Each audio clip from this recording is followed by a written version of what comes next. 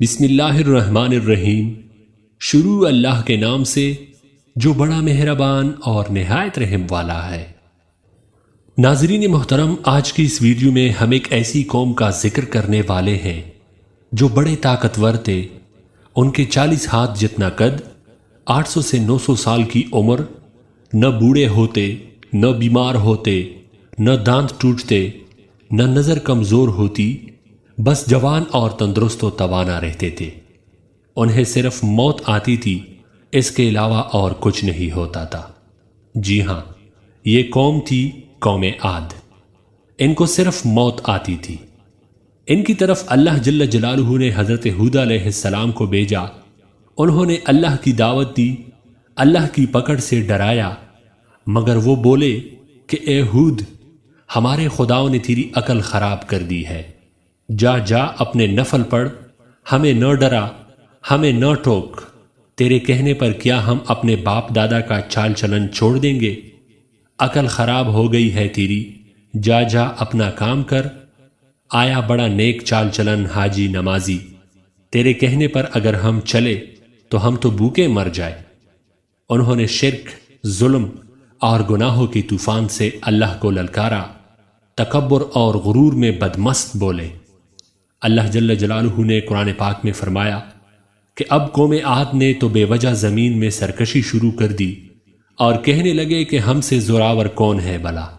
کیا انہیں یہ نظر نہیں آیا کہ جس نے اسے پیدا کیا وہ ان سے بہت ہی زیادہ زوراور ہے؟ وہ آخر تک ہماری آیتوں کا انکار کرتے رہے۔ وہ بولے کہ کیا کوئی ہے جو ہم سے زیادہ طاقتور ہے؟ تو لے آؤ۔ ہمیں کس سے ڈراتے ہو اے ہود؟ اللہ نے قحط بھیجا، بھوک لگی، سارا غلہ کھا گئے، مال مویشی کھا گئے، اب حرام پر آ گئے۔ چوہے، بلی، کتے سب کھا گئے، سانپ کھا گئے، درخت گرا کر اس کے پتے کھا گئے۔ نہ بھوک مٹی، نہ بارش ہوئی، نہ قطرہ گرا، نہ غلہ اگا، اور پھر تنگ آ کر اپنا ایک وفد بیت اللہ بھیجا، کیونکہ ان کا دستور تھا کہ جب مصیبت آتی تو اوپر والے کو پکار اٹھتے، اور جب دور ہو جاتی تھی تو اپنے بتوں کو پوجنے لگتے تھے۔ اب بیت اللہ وفد گیا اور کہا کہ ہمارے لیے اللہ سے دعا کرو کہ بارش برسائے۔ اللہ نے 3 بادل پیش کیے، کالا، سفید، سرخ۔ اللہ جل جلالہ نے فرمایا کہ ان میں سے ایک کا انتخاب کرو۔ انہوں نے آپس میں مشورہ کیا کہ سرخ میں تو ہوا ہوتی ہے اور سفید بادل خالی ہوتا ہے، کالے میں پانی ہوتا ہے، اس لیے کالا مانگو۔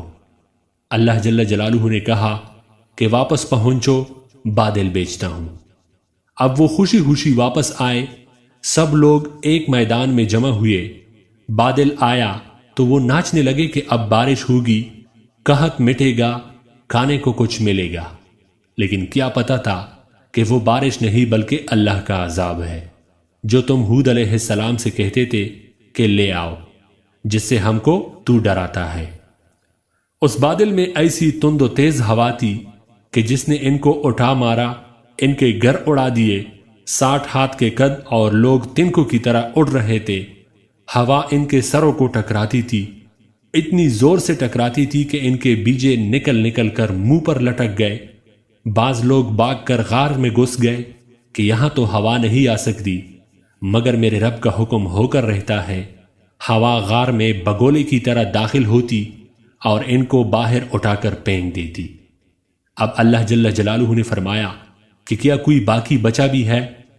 اللہ جل جلالہ نے ان کو خلاق کر کے دکھایا کہ جب تم اللہ اور اس کے رسول کی نافرمانی کرو گے تو اللہ جل جلالہ تم پر ایسی جگہ سے عذاب بھیجے گا جہاں سے تیرا گمان بھی نہیں ہوگا۔ ناظرین محترم، اب ذرا غور کیجئے کہ جو گناہ قوم عاد نے کیا، کیا وہ ہم نہیں کر رہے؟ کیا ہم نے اللہ کی حدوں کا پار نہیں کر گئے؟ کیا ہم نے اللہ کو اپنی نافرمانی سے نہیں للکارا ہوا؟ توبہ کرو، اللہ سے ڈرو، قرآن پڑھو، کیونکہ جن گناہوں کو ہم معمولی سمجھتے ہیں، اللہ نے ان گناہوں پر پوری قوم زمین بوس کر دی ہے۔ استغفر اللہ ربی من کل ذنب واتوب الیہ۔ دوستو، اگر ویڈیو پسند آئی ہے تو اسے لائک کیجئے اور آگے شیئر کرنا بھی مت بھولیے گا، کیونکہ ہو سکتا ہے کہ آپ کے ایک شیئر کی وجہ سے کسی کے دل میں یہ بات اتر جائے۔ شکریہ۔